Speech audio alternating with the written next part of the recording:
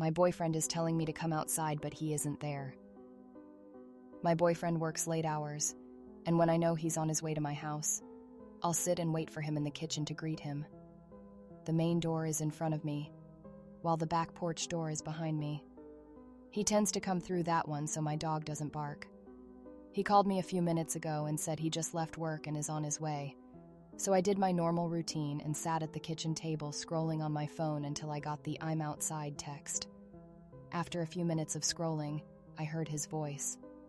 The only light outside my house was the porch light, so I looked out of the kitchen window, and nobody was there. "Baby, come outside."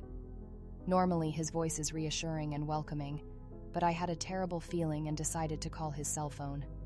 His phone is a track phone that he buys service for, so sometimes it simply rings twice, which is what it did every time I called. Eventually, I gave up and stepped onto the back porch to look outside. Maybe his phone died and he needed me to unlock the door for him.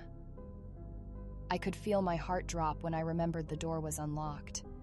I started to text him asking him to answer his phone, but while I was doing this, the voice turned from a gentle tone to an angry one. It yelled my full name and told me to come outside. My boyfriend never calls me by my full name, and at this point, I was starting to feel scared. I looked outside, and it now knew that I wasn't in the kitchen and that I had looked out of the back porch window.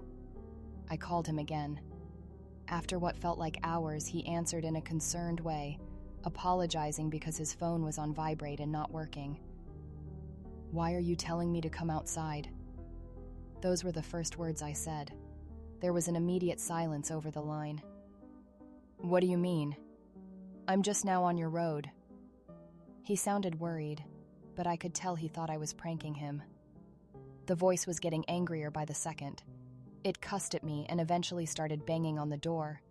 It was so loud that even my boyfriend could hear it through the phone. I heard the car speed up, then the sound of gravel from him pulling into my driveway. I finally mustered up the courage to move the curtain and see if there was really anyone there. There was nothing there, but I could see him running up the stairs to get to me. Once he got in, the voice and the banging came to a complete stop. I stood shaken while he looked around my yard, only to see a deer running away on its hind legs, just for the front two to hit the ground in front of it as it went into the nearby woods. We didn't sleep much that night, and eventually, we plan on moving somewhere closer to the city, as my house is out of the way from any other people.